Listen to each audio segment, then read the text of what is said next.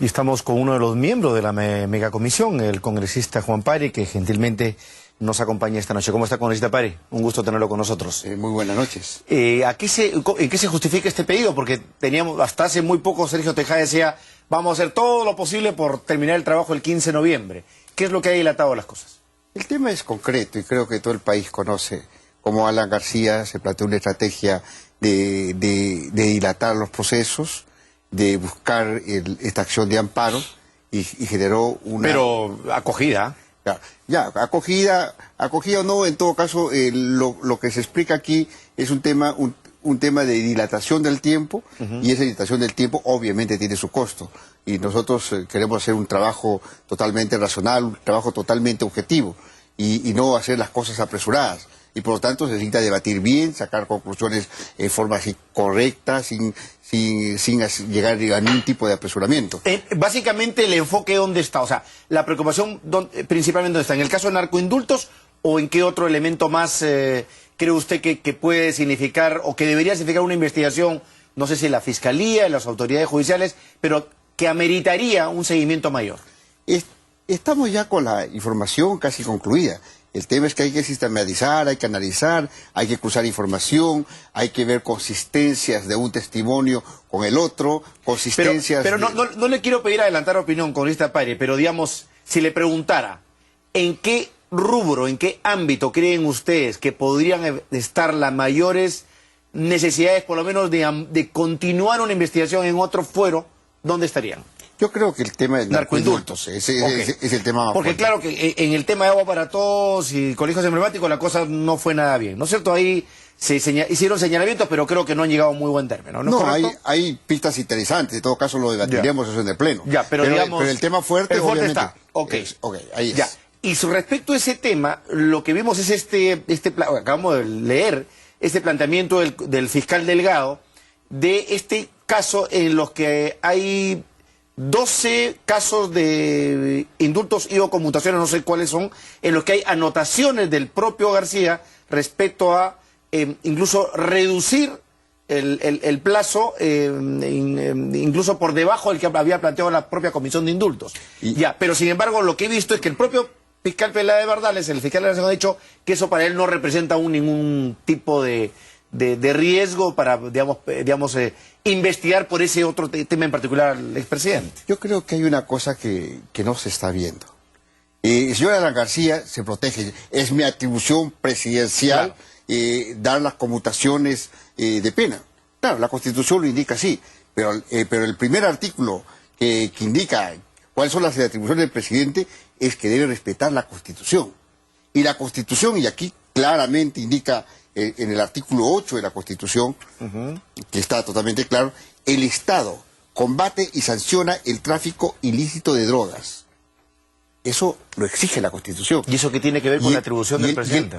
Y el jefe de Estado, que es el presidente de la República, en ese entonces, Alan García, tenía que respetar la Constitución y tenía que proteger al país. Yo lo sé, todo esto. pero congresista, pues, estamos hablando de gente que ha sido, digamos, condenada por narcotráfico. Así es. Y por eso está purgando, pero ¿qué tiene que ver eso con el deber del Estado de luchar contra el narcotráfico? Obviamente que sí.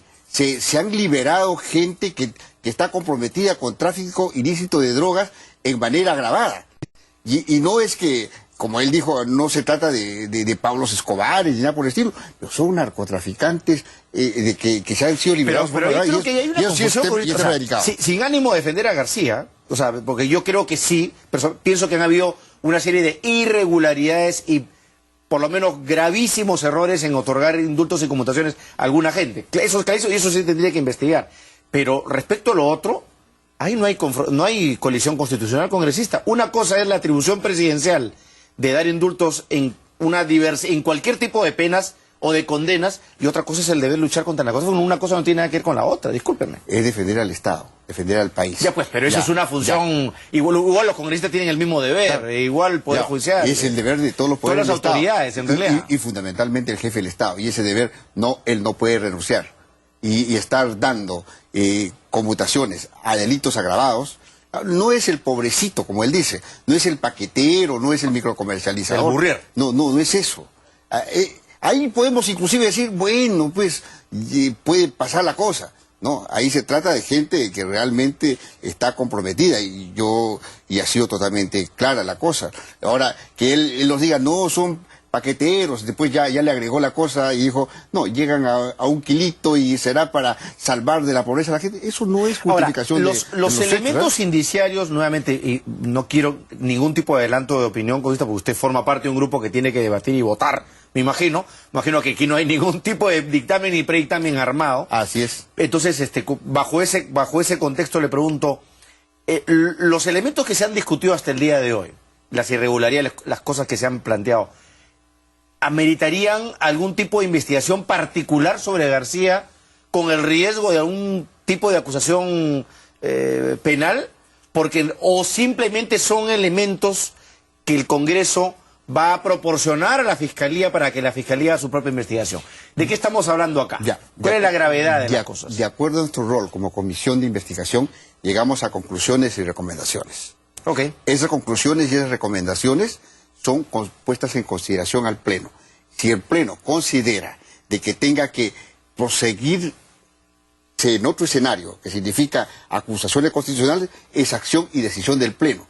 Ya el otro proceso de acusación constitucional que sería el escenario más grave, ¿no es cierto? Que implicaría en un escenario negativo para García su inhabilitación. Pero la otra opción es que se amplíen las investigaciones. Esa es una opción y la vía legislativa. La otra vía es la vía judicial. O sea, las conclusiones y las recomendaciones son elementos que sirven para el proceso de investigación, a la cual tiene que asumir la Fiscalía y lo tiene que asumir el Poder Judicial. Son elementos que se los entregamos.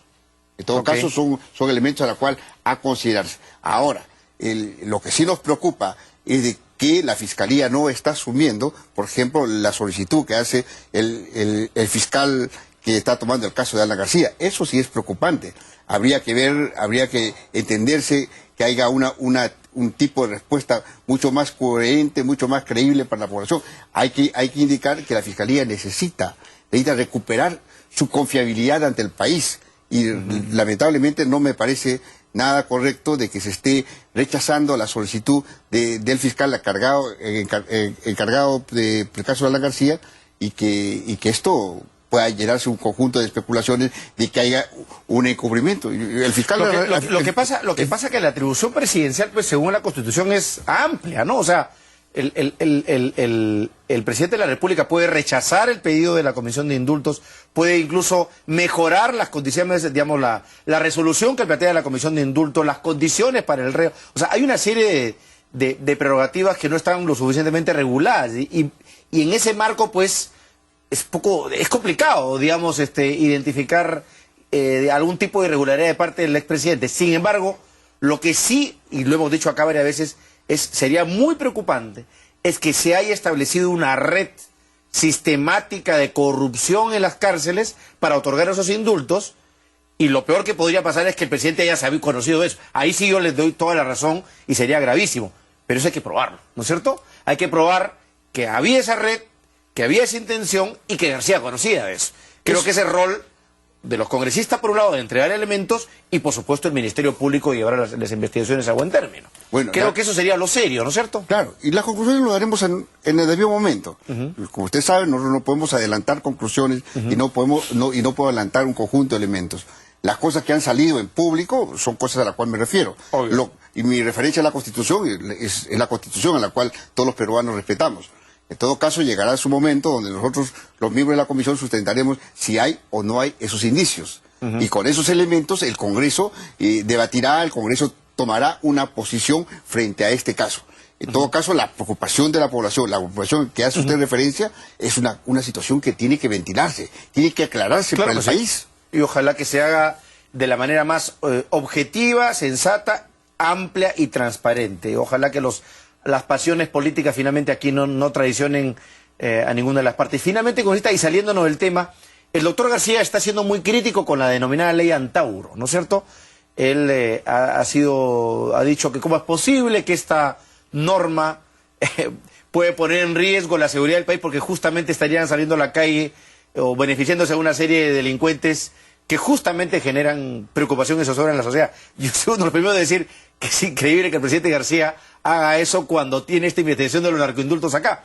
Pero más allá de eso, ¿hay el riesgo de que la ley Antauro sea pues mal utilizada por el hermano del presidente? Bueno, ustedes han dicho que no, pero según su abogado sí, ¿no? Estaría pensando pedir el beneficio. Bueno, primero que lo han denominado ley Antauro con una clara intencionalidad política. Es levantar un poco de polvo para tapar lo que se está diciendo y lo que se está investigando. Eso está totalmente claro. Primero que toda la población penitenciaria, hasta hace poco, ha estado bajo el régimen que Alan García dejó. Antauro fue sentenciado bajo las normas que Alan García dejó, bajo los beneficios que Alan García dejó. Lo único que se ha hecho ahora es endurecer las penas que Alan García no hizo, ¿ya? Y generar una precisión, que esa ley rige a partir de la fecha. O sea, decir que está obteniendo beneficios supranumerarios o beneficios así como lo ha hecho es totalmente falso. Es la misma legislación que Alan García ejecutó en su periodo gubernamental.